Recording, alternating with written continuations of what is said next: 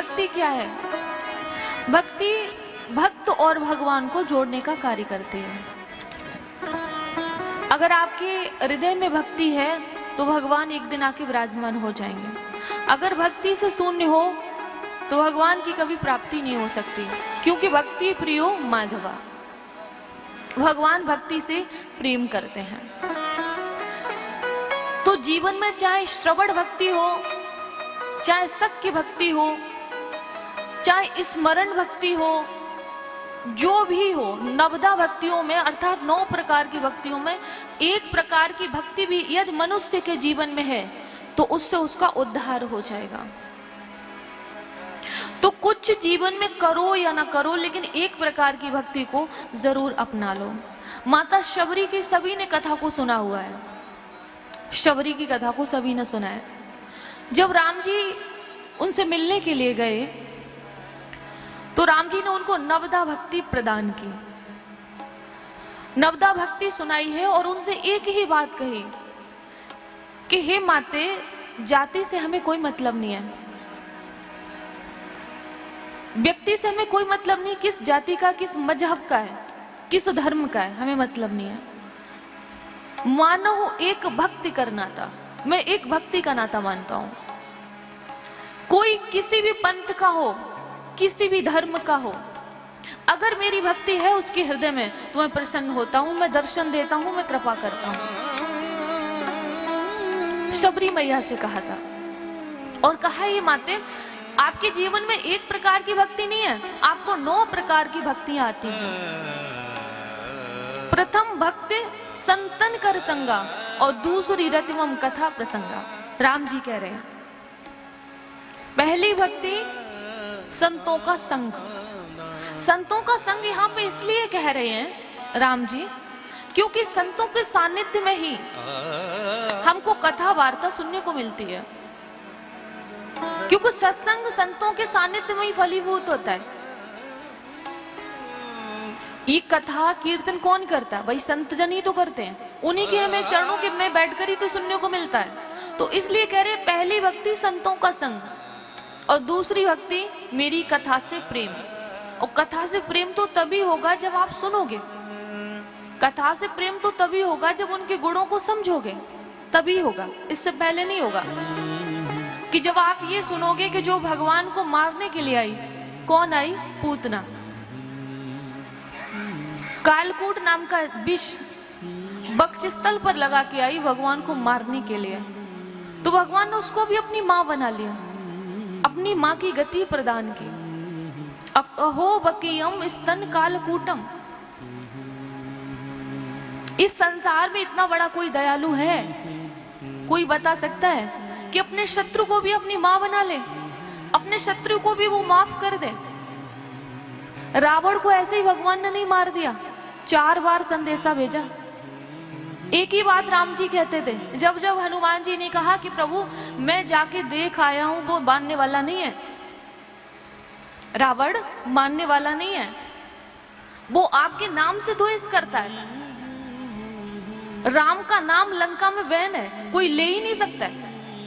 वो एक विभीषण पता नहीं कैसे ले रहे थे, कोई ले ही नहीं सकता है। जैसे ही आपका नाम लेता हूं तो वो गर्जना करता है। तो आप क्यों संदेशा भेजते हो कि वो सीता जी को वापस कर दे तो हम युद्ध नहीं करेंगे? आप क्यों? आप तो ताकतवर हो, सक्षम हो, सब कुछ कर सकते हो।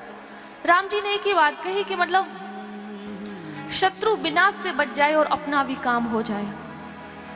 हम ये चाहते हैं कि शत्रु विनाश से बच जाए, उसका विनाश बच जाए और अपना भी काम बन जाए। तो आप सोचो पहले कि राम जी तो शत्रु को भी अपना लेते हैं। विभीषण जी का अगर सच पूछो तो रावण का ही तो भाई था और राम जी ने अपना लिया। सुग्रीव, हनुमान आदि वानर ने कहा, हनुमान जी तो खैर मिले हुए थे, सुग्रीव आदि वानरों ने कहा जब राम जी से कि रावण का भाई है, लगता है कि हमारा कोई भेद लेने के लिए आया है, तो प्रभु ऐसा करे कि उसको बांध ले। राम जी से कहा कि बांध ले। राम जी ने कहा नहीं, अगर वो भेद लेने के लिए भी आया है ना विभीषण, तो भी हमारी कोई हानि नहीं है।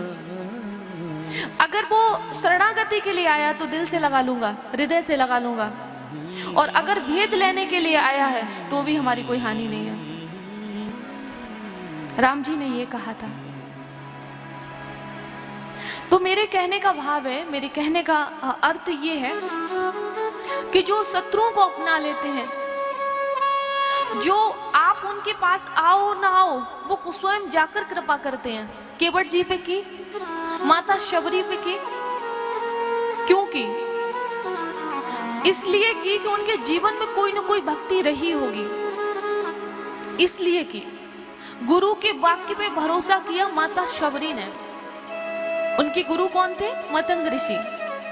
तो मतंग ऋषि ने यही कहा माता शबरी से कि मैं तो इस दुनिया में नहीं रहूंगा, मैं तो जा रहा हूं, मेरे जाने का समय आ गया।